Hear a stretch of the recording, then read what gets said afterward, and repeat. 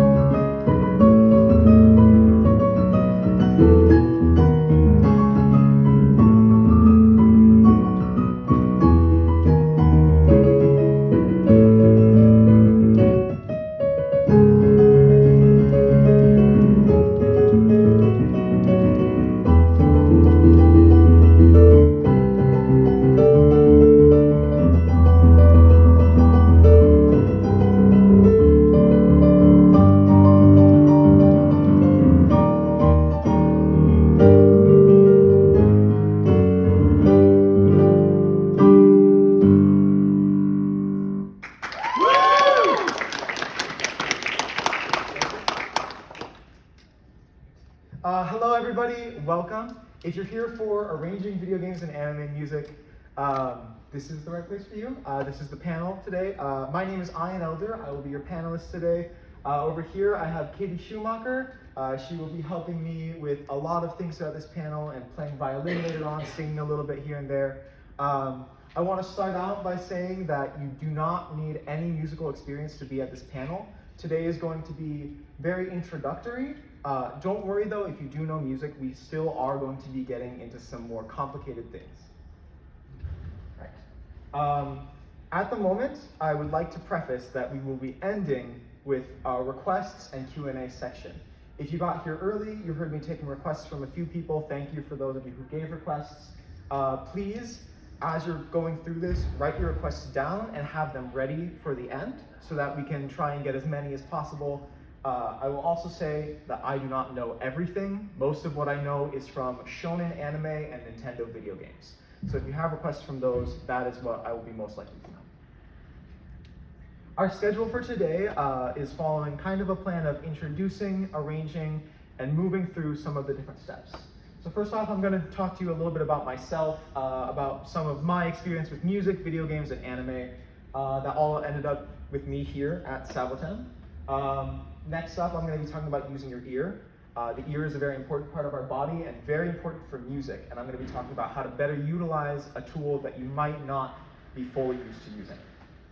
Next, we're going to be talking about arranging, so putting together all the steps of using your ear and figuring out which songs you want to arrange to put together your own arrangement of a piece.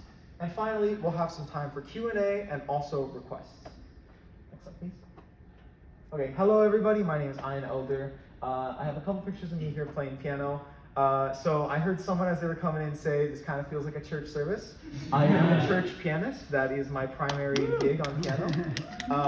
I am dressed up very nice today, as you can see. I will be getting into a Joseph from part 4 of JoJo's Bizarre Adventure cosplay after this panel. But in the meantime, I have to look nice because this is also a presentation for school. I'm getting the art seal of approval on my high school diploma for completing this presentation.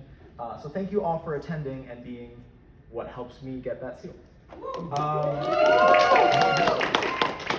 My family is all very musical. I have my sister and my mom here with me today. We all play piano. A couple of my sisters play drums. We're all musical, and it's helped me foster love of music throughout my whole life. I started very young, and I know not everybody starts young, but it does help, and what helped more than just gaining the skills was gaining the love for it. Being introduced to music as a child was very important because it helped me want to keep pursuing it throughout my life. Next slide, please. We're here for video games and we're here for anime, so I thought I'd talk to you about some of my favorite video games. I'm absolutely a Nintendo kid. Grew up on the Wii. Love my Switch now. Here's some of my favorite video games. I love Pokemon. Please talk to me about Pokemon. If you know Pikmin, please talk to me about Pikmin because I've been looking for Pikmin fans. Got traumatized by the chomping piano in Mario 64, like I think a lot of us did. I didn't want to practice for like a week after I played that level. And you know, I like Undertale. I still like Undertale. If you have Undertale requests at the end, I can also play those. Next slide. My big anime is One Piece. I'm a really big fan. I have been for a long time. I was in Chopper yesterday, and I'll be in Luffy tomorrow. It's been really impactful. I got this picture of our favorite skeleton, Brooke, playing the piano. He's my favorite pianist, even though he's not real. I love Ghibli movies. Porco Rosso is my favorite. Tokyo Ghoul is a very important manga series to me, as biffed as the anime was. And then One Punch Man is the anime that I share with my dad, so that one also holds a special place in my heart. All right, so I've talked to you a little bit about some of my favorites, and I think I'd like to play for you now my favorite piece of video game music. So Super Mario Odyssey came out, I think 5 years ago now. There's an iconic scene in that game where you arrive in New Donk City and these horns are blaring, all the music is playing loud, and it's just this great jazz piece. So I'd like to play for you my rendition on the piano. This is New Donk City from Super Mario Odyssey.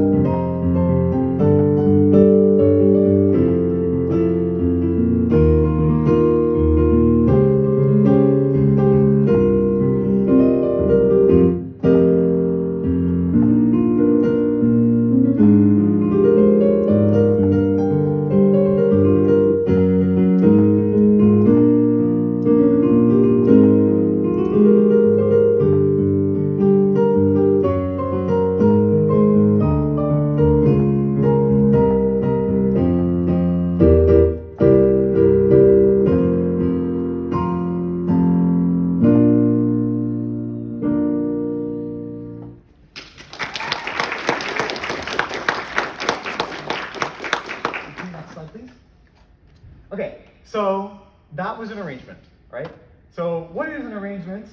It's a very important term for this panel, obviously it's in the name. So an arrangement is when you take an existing song or piece and recreate it. This can be using different instrumentation, sounds, or style. For example, that song that I just played for you is originally for a brass big band with piano accompaniment, and I turned it into a piano solo. That's the same for what I did for Guren no Yumiya, the first piece that I played. That's a heavy rock song with heavy vocals, and again, turned into solo piano.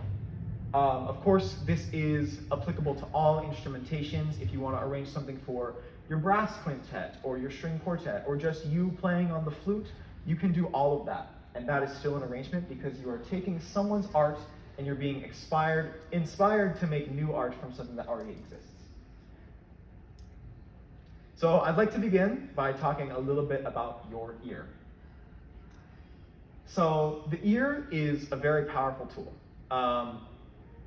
It's important for making music. When you're making music with other people, you need to be able to hear them so that you can stay in time with them and improve on how they sound by knowing how they sound. But it's also important for making your own arrangements. When I make my arrangements, I usually sit down and listen to a piece before I even start playing it. I don't want to just look at music. I want to know how it sounds, so then I can take it and shape it. And there's an important clarification I want to make. Who in here thinks that you are tone deaf? Okay, so if I make inflections in my voice, can you mimic them? Because if you can mimic them, then you're not tone deaf. Someone who is truly tone deaf would talk like this all the time and have no intonation in their voice whatsoever and not be able to communicate any emotion. Now, singing and being able to recreate pitch is a different thing. Not everybody can always get that, but with practice, you can always train yourself to do that. And the most important thing is that it does not affect your hearing. Hearing is not affected by your ability to recreate pitch. So I want to also stress that listening to music is learning, not just hearing it. So you want to listen for what is going on in this piece. You know, if you're just playing a piece in your car, you're just driving to work, you're not really focusing on the music, you're not learning that piece. But if you sit down and just focus on it, like, why does it work? Pick it apart, find out what you like about that song, and then try and take it in. I will also say that some people have a stronger ear than others. For example, my ear is very strong. That is one of the things I feel like I have been really blessed with, is a strong musical ear. Not everybody has it at first, but everybody can train it over time. A lot of times you'll see music written down as sheet music, and that is very valuable. We have some sheet music for you that we're going to show on this slides later on in the presentation that my friend Katie put together. But we also need to know how the piece sounds before we can recreate it. Next slide, please. Okay, so I want to teach you guys about something that's mostly used in the choral and choir world, which is solfege. So solfege is a system of putting notes to a syllable based off of where they are in a key. So every song is in a different key. For example, we have C major, and then we can also play B flat major. So this is our major scale here, starting from the bottom to the top. And I'm going to sing this with you and do the hand signs. You don't need to do the hand signs, but I'd like you to repeat it after me. I'll sing it with you. So we're going to go do, re, mi, fa, sol, la, ti, do. Okay, one more time. Do, re, mi, fa, sol, la, ti, do. So solfege is really important for understanding music because what it does is it allows you to know what notes you should play in any key. So instead of figuring out exactly what note to play, it's more like you're figuring out where that note is in relation to other notes that are being played. So that is something that really helps. Learning solfege can help, and you'll get to a point where you start recognizing solfege in music that you're hearing. You can hear it in all the different melodies. When you're just playing video games, I've been caught several times singing along to video game music on solfege, and it's only mildly embarrassing. But I'd like to teach you a song. Next slide, please. So this song is called Binks' Sake. It's from the anime series One Piece. So this song is iconic. It's a total pirate song. But I want to use this song to explain how we use solfege, and I'm going to ask Katie to help me out with teaching it. So the song Binks' Sake, or Binks' Brew, or Binkusu no Sake, or however you want to call it, is in the key of E flat major.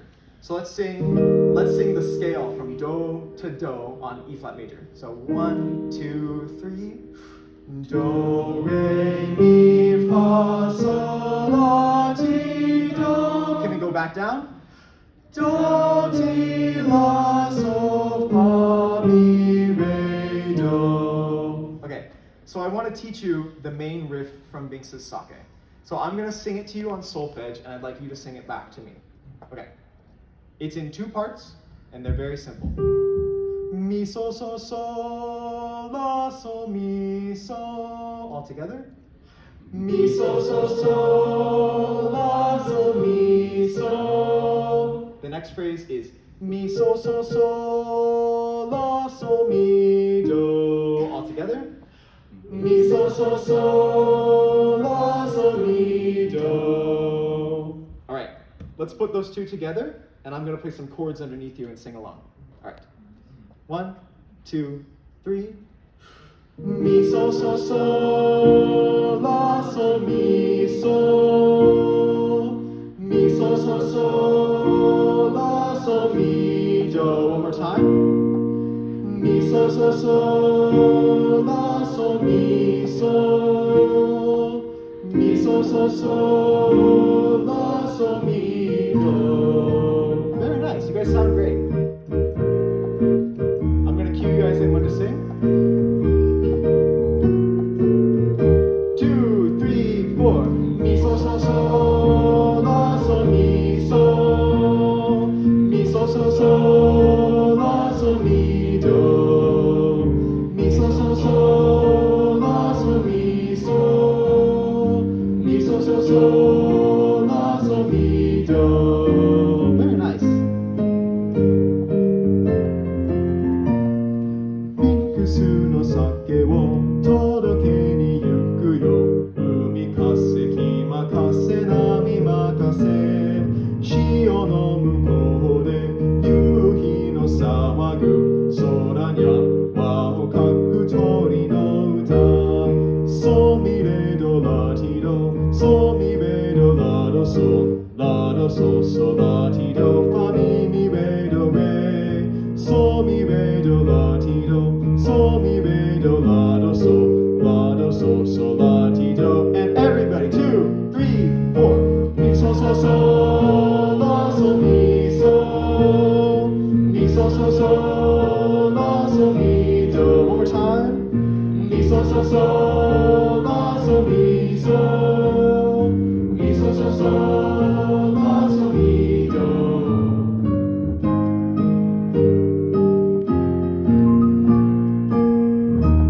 Thank you so much for singing along with me. You guys sounded great. Thank you, Katie, for helping me lead that as well. You guys sound fantastic. So that is a model for how we can use solfege in every song that we hear, right? You heard me sing that song in Japanese, which was kind of butchered. I understand. I don't fully speak Japanese yet. And then you heard me sing it on solfege. You guys sang your part on solfege as well. In the actual song, that is yo-ho-ho, yo-ho-ho-ho. It's a pretty neutral syllable. So understanding it in solfege can help you figure out how to use solfege for every other song. So that's something I'll encourage you to do. Look up solfege, just practice major scales on solfege if you're wanting to listen, and that'll help you listen better to music and understand why it works. Next slide, please. Okay, so I put together this little 4-step arrangement process. Katie, if you'd like to start getting your violin ready, that'd be great. Songs, when you're arranging them, I usually follow this 4-step pattern. So the first thing is the melody. The melody is the mi, so, la, so, mi, so. It's what you hear first. Usually if it's a song where somebody sings, it's what you're hearing them sing on words.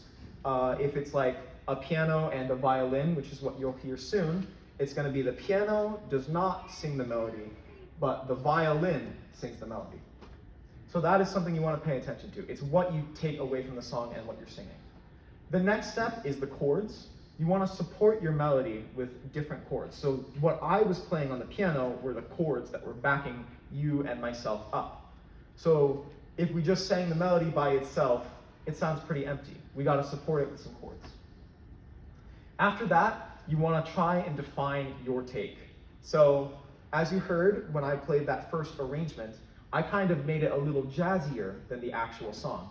When I played the very first song of the day, I opened with a slow part for what is normally a high-intensity rock song. So you want to define your take. I'll talk more about that too. And then finally, the optional step is to write it down and share it. So that is using sheet music so that other people can play your arrangements. Next slide, please. Okay, so the melody, it jumps out immediately. We can use solfege to figure it out, like we did with that last song. And to use solfege to its full effect, you want to also learn the key that it's in. That last song was an E flat, so do was E flat on the piano. So that is something that can help you understand all of your different keys and all of your different melodies. I'd like Katie to play for you one of the most iconic melodies in anime. They're just going to play it alone right now. We'll just play the first 8 measures.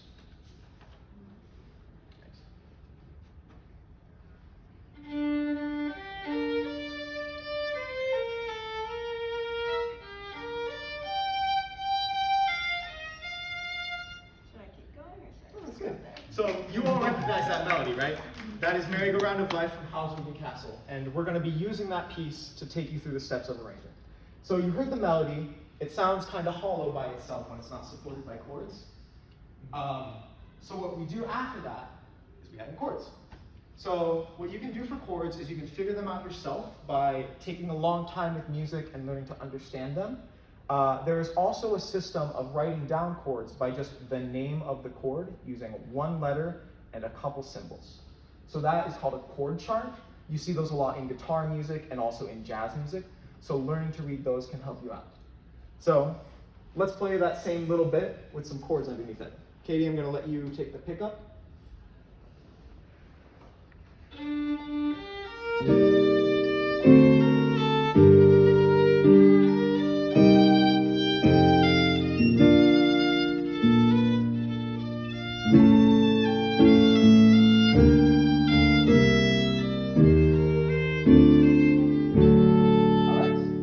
So you hear how that's backed up by the chords.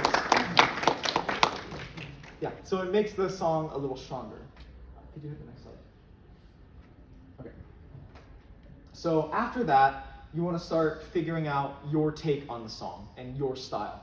So every person has a style that they play with. They have little things in their playing or their singing that set them apart from everybody else who's playing a piece like that. When you're arranging, you get to be very free with it. For example, my style tends to be a little jazzier. However, when I play jazz, it still has a hint of classical in it because that is what I was trained with. So there are basically 2 ways of defining your style. You can do it through imitation or through improvisation. So with imitation, you're going to be listening to artists you like and figuring out why you like them. Once you understand why you like them, you want to put that into your own music and try and add to it. With improvisation, you're just going to mess around and do basically whatever you want to until you find something that sounds good and that you like. So this can be a little harder to do, but it can often yield some really, really great styles. A lot of my arrangements have come from trash when I'm trying to imitate somebody else, and then I just sit down and play around with it for 10, 15 minutes, and it's a new song inspired by an old song. So that is what's really important. In a second, we're going to play for you the Merry-Go-Round of Life in a different style. But for right now, we have one more piece. That optional step at the end was to write it down. And my friend Katie really went above and beyond and wrote down the song, the sheet music here. So this is what sheet music looks like if you've never seen it before. You've definitely seen music notes, like on stickers or wherever you've seen them around. So we follow a system on a staff, and this is the way that we can read music to understand how it is and to share it with others as well. So this is a really valuable tool for if you're wanting to get your arrangements out there, if you're wanting to play with other people, like we're going to soon. So yeah, learning to read and write sheet music can be really important. So I'd like to conclude this section with a performance of the full piece. We're going to jazz it up a little bit. Yeah. EJ, would you mind coming to hold the music? Okay. Thank you very much. All right. Okay. Do it. Oh, yes, I do.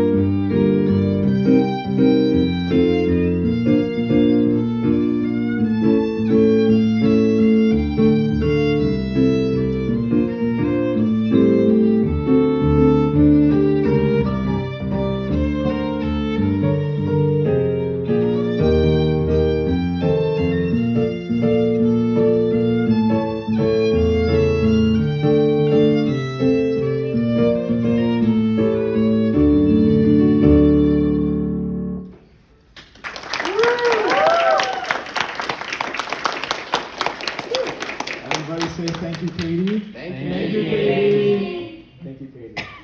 You're great. Thank you so much. Okay, so you've all heard the song, I assume. It's very iconic. It's the anime classical music. Joe Hisaishi is one of the best composers of, I think, of all movies in general.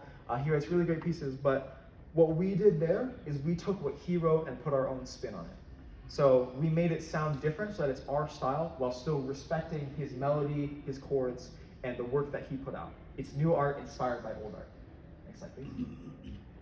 So to recap before we move on to our final section of Q&A and requests, music's everywhere. So we talked about that. Learning solfege can help you understand that music is everywhere and that you can understand the music that is everywhere. Your ear is very powerful. We talked about the solfege. We talked about how you're not tone deaf. Your ear can take you a long way in music without even knowing how to read sheet music. That can be just singing along in karaoke or playing your own arrangements on the piano. And then finally, make your own arrangements. Like, the biggest advice that I can give you is just to get started. Just pick your favorite piece. It can be from an anime, a video game, a pop song, whatever it is. Just pick a piece and learn it. You can just sing it to yourself. Sing it in the shower, that's an arrangement. Just you singing by yourself. If you have a piano or an instrument that you can play, try and learn it on that instrument, and then keep going through those steps. Figure out the chords and make your own style. And then if you're up for a challenge, you can always try writing it down. So that brings us to our Q&A section. So I did at the beginning ask for you to write down your requests. I know we have some new people who came in throughout. So if you have requests or questions, please go ahead and raise your hand and we'll do our best to get as many as we can. Hey, what's up?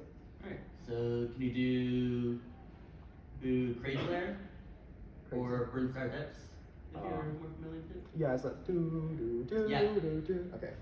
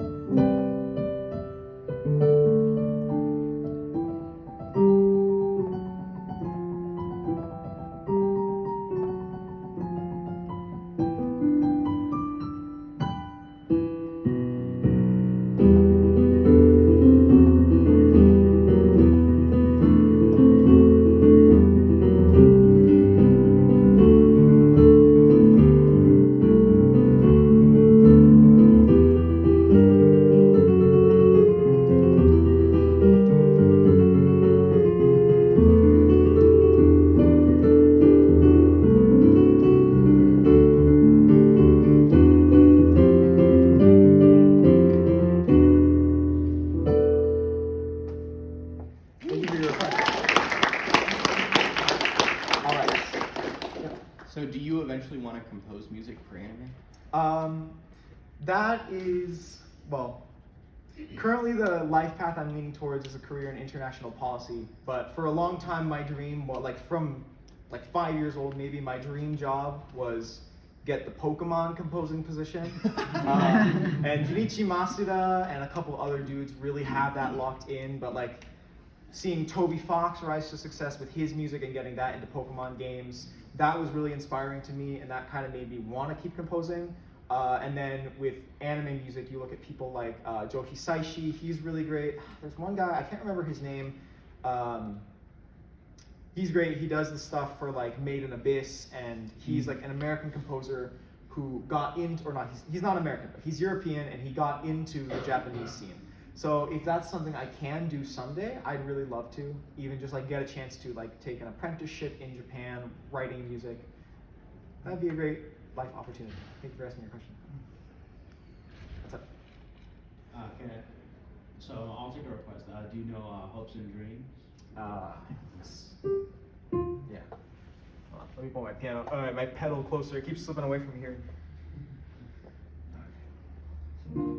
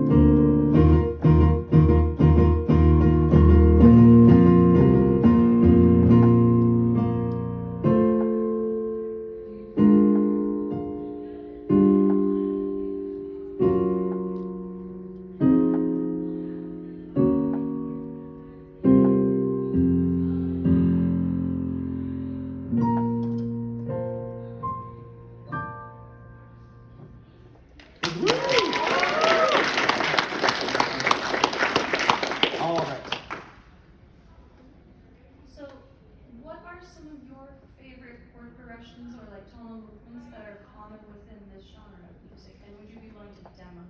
Yes. So the most common, I watched a great YouTube video on this. The most common chord progression in anime music, especially, is I don't know if this will mean anything, but it's 6. Wait, I'm gonna play it. So this was actually in Gurren no Yumiya at the beginning. So it's the chord progression: 6, 4, 5, 1. And this is in a ton of anime songs. Let me see if I can think of another one. If you know the Fire Force opening.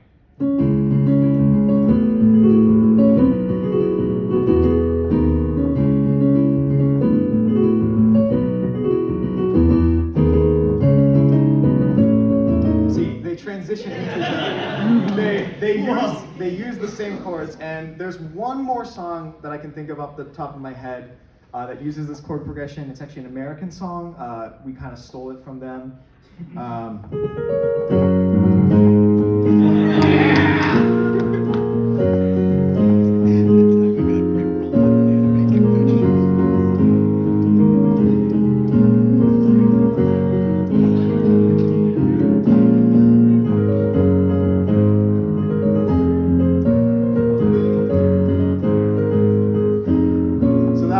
Progression. You can hear it in there. It's kind of a stretch to say that it fits with Never Gonna Give You Up. I just think it's funny to play that one in there. It's like it's an offset version of the same chord pattern. So that is the most common one. In video games, you have, well, video games are kind of a wild card. I would like to talk about how every Mario game's theme song follows just basically 1 and then 4 and then sometimes 1 again, but they basically just do that over again. So you got like,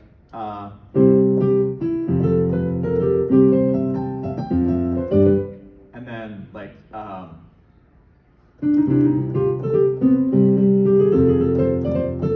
so all of those Mario songs are the same. So that's an interesting thing to listen for, just trying to understand that. Yeah. Any other questions? And you can also ask Katie questions if you have them. Do you have, because, well, you're going to be planning to have like a more stable, straightforward career beyond music, which is, you know, what most creators, including I, have to grapple with. Do you have any like side plans on like maybe like working through the indie scene before like The indie scene? like this is the indie scene with like, you know, like just like small like game creators or like artists who need like a composer to like back their works? That is a really cool To scale your Yeah. portfolio. Yeah, so that is how a lot of people get into the music industry, is you start with a small little community and you hope the game blows up. Like, I think my favorite example of this is Lena Raine. So Lena Raine is the composer for the game Celeste. Celeste had massive success. It blew out of the water. It won Game of the Year, I think, when it came out. And she had never written for anything massive before. Now she is writing for Minecraft, the best-selling video game of all time. She is their head composer right now. Well, I think that job might have shifted, but for at least 2 years, she was their head composer for new music. So if I could work with a small indie studio, I would love to do that. A lot of them are like putting out requests for artists. So making a is that something you're planning to do or trying to do? No, it's more like I'm the artist and like I have a friend who's just like very like starry-eyed about like starting your music career and like, you know, as like a person who draws and like is friends with like some industry people, like, you know, you should probably work with small artists who are like having aspirational high dreams. Like, I want to make a band, I want that's like famous, be in live shows, I want to work with Pokemon. It's like, you gotta start small, work with your buddies, you know? Absolutely, yeah. You gotta learn yourself, learn your friends, and take them and show them to somebody. So you can't, well, no music job is just gonna have you send in a resume. They're all gonna ask you to play something or to show them something you've written, especially a composition job. They might ask you to come in.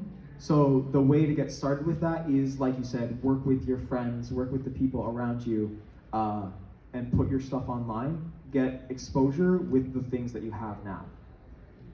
Thank you very much. Speaking of indie music, Megalomania? There you go.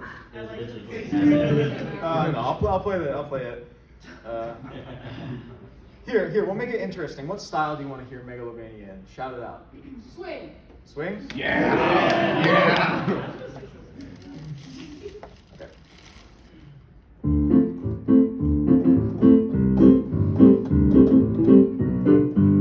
Kind of sounds like Muppets.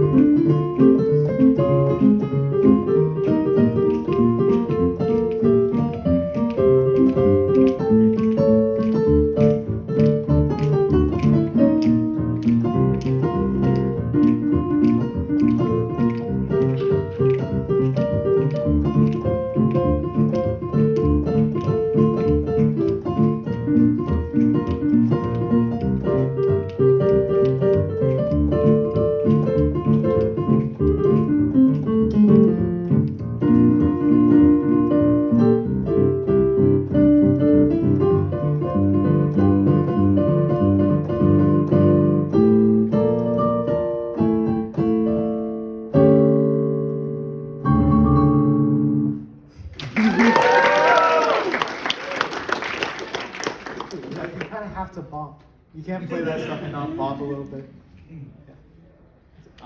So what riff are you tired of hearing, if any? No, that one. I mean, that one's gotten old. It's Megalovania is fun if you make it fun. But I was definitely, in the 2015 Undertale phase, I was the kid who had the 1 hour loop Megalovania playing on his computer while he was doing homework. So that got old fast, as much as I loved it. Honestly, what's the? Oh, it's the Tokyo Ghoul. And obviously, we have the riff. It's the.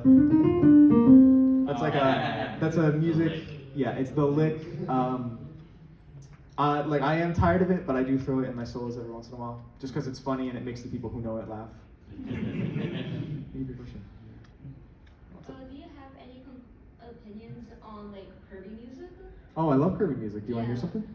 No, I'm just saying because it's Kirby. it's secretly very good, and they have really good composers that is very unexpected for the baby game. Yeah. Yeah. Let's do DDD. Yeah.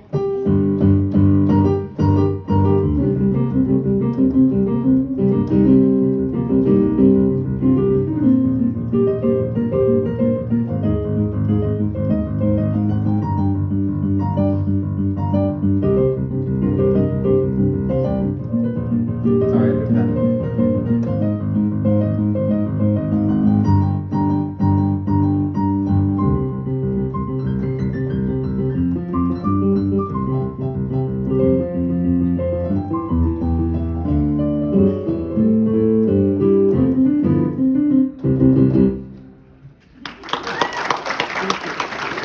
Alright, I saw your hand up back there. I want to get you. Do you know 13 Struggle from Kingdom Hearts? No, I'm sorry, I haven't played Kingdom Hearts. I know. What's that?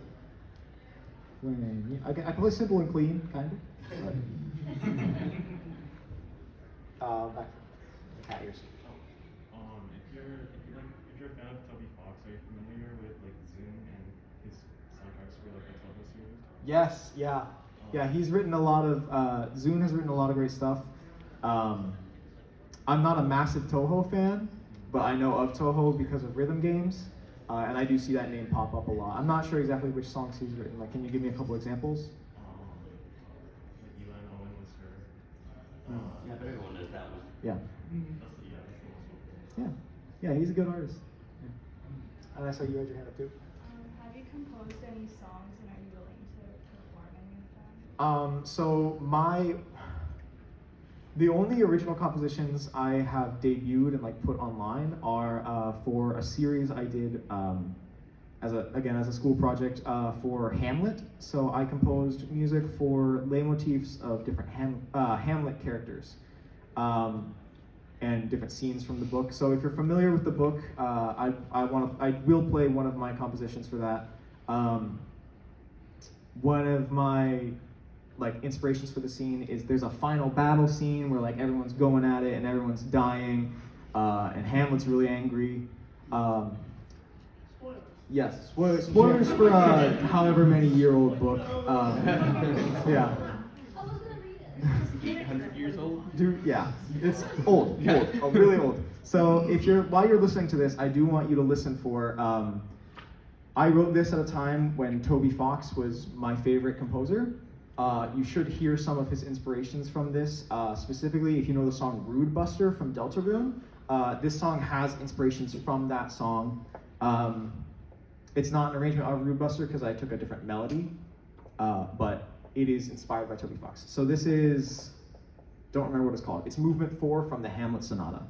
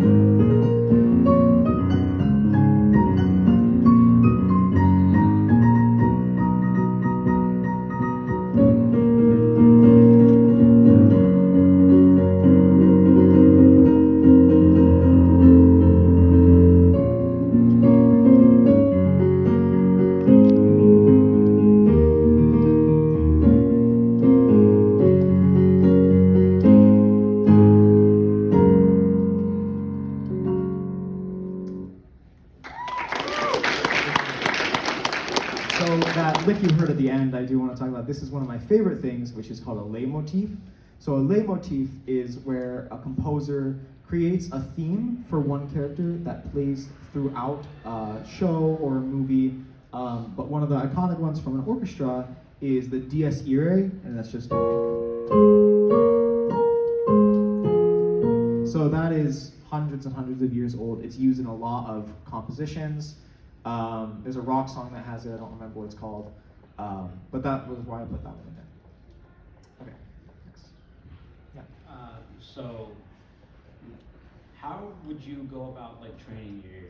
Like, and this is coming from like a guy who knows how to spell guitar and tell you where the headstock is, and then swore to never pick up the clarinet again. So. Training your ear. I mean. So I got lucky with my ear training in that I had solfege taught to me at school. So solfege is the way my brain processes music.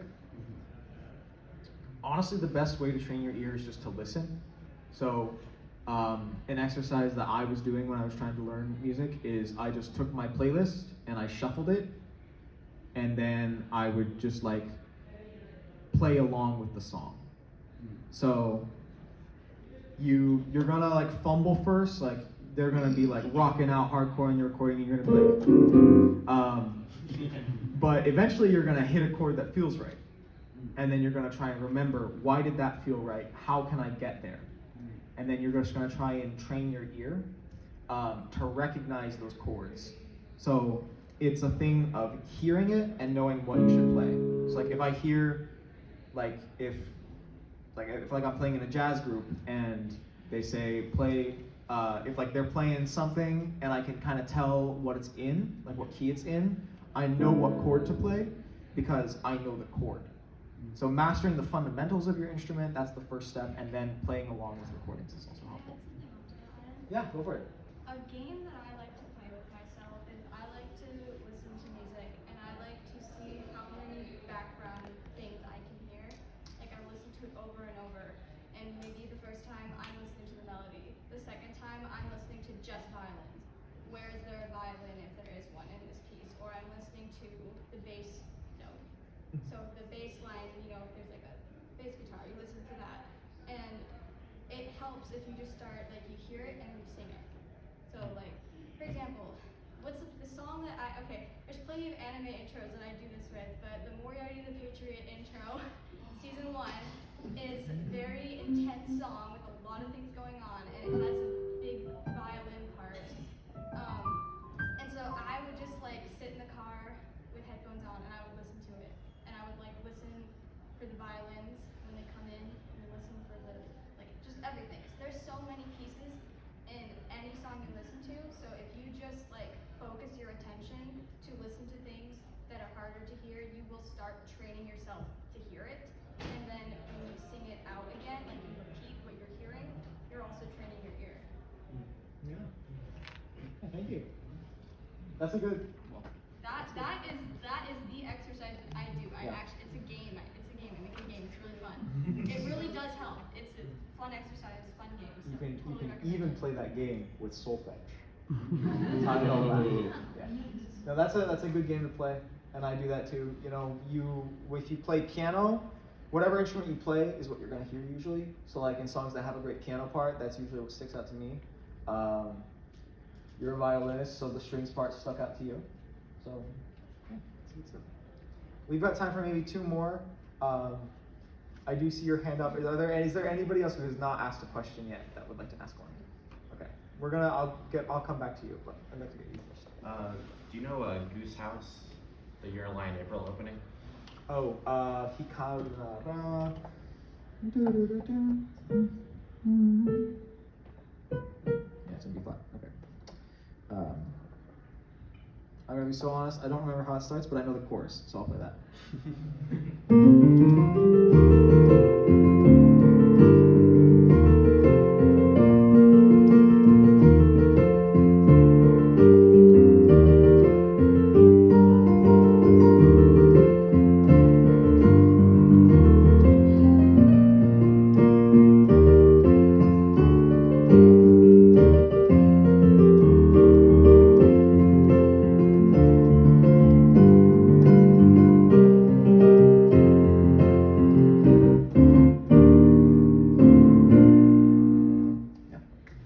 Okay, I do want to add also, so that is another chord pattern.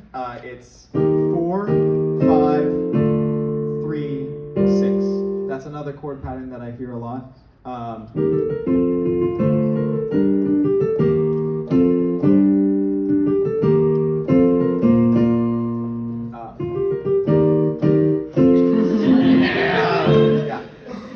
So that's another good chord pattern to know. Thank you for your request. I hope that I should listen to that song. Yeah. And it was you back here who had your hand up? Yeah, so I was just curious, I don't know if you've studied Western piano music as well, but have you ever noticed the differences of writing style and more so like how the melodies are different between like Western music compared to say like Japanese music? Yeah, I mean if we look at a lot of what I play is pop music arranged to be classical. So if we look at stuff like that, Japanese music in particular loves to utilize minor keys. So we have major keys, which are happy, and then we have minor keys. And everyone loves to utilize them. But what is different about the Japanese music is they love to use.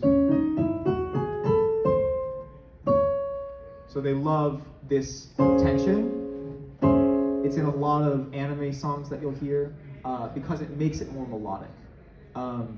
Another interesting thing to keep in, that I've noticed is that, so Japanese, there's a great, I realized this after watching a TikTok, it just said, Nihongo ga furatto.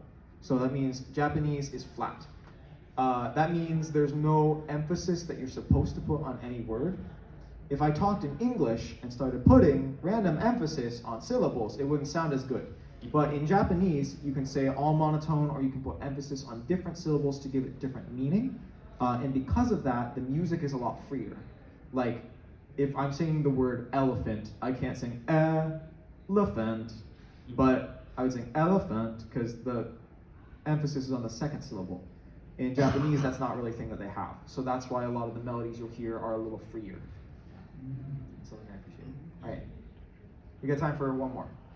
Oh, me? Okay. Mhm. I was gonna ask because like I don't know if if it exactly translates for someone who's more classical and is like plays on the piano, but like for like a lot of my friends who play guitar and like the more casual they just like and typically the guitar player like that I know they can't read sheet music, they just know the chords, they just know the positioning, they meet each other to teach each other, like they literally can't read it.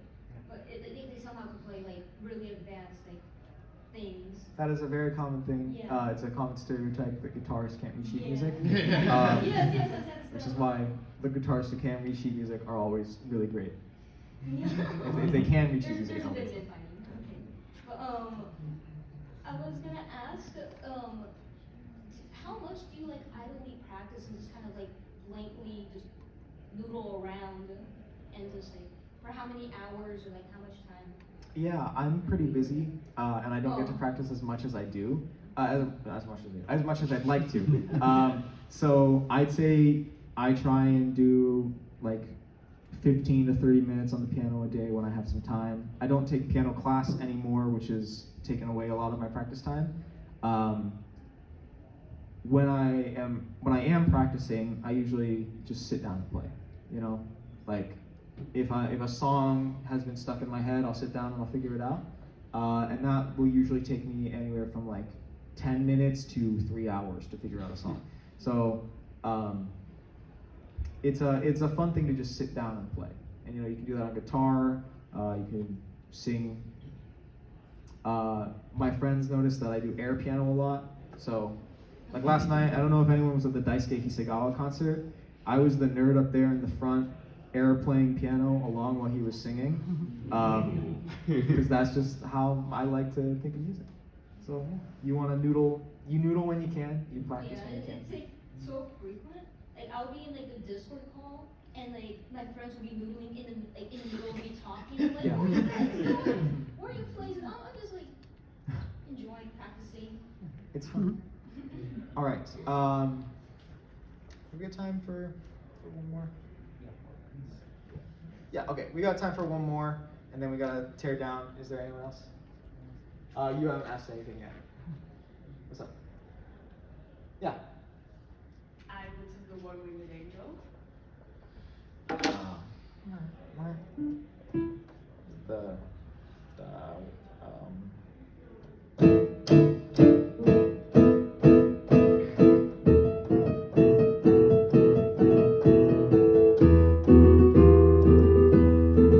Wait, how's it go?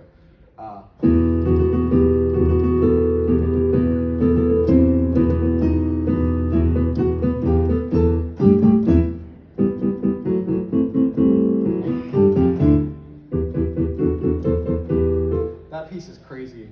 Like I'm pretty good at figuring stuff out with that sheet music. I need sheet music for that one because that song is a lot of noise. That's why there's so many different time signature changes too. It's Yeah, ridiculous. I played that song on tuba, and the tuba part is very easy because you kind of go.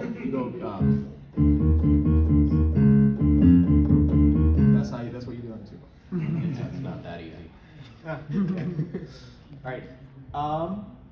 If you have questions and you'd like to come up and ask me, we do have to tear down and get out of here, so I think I can't take any more requests. But if you'd like to talk to me while we're tearing down and ask questions, that'd be great.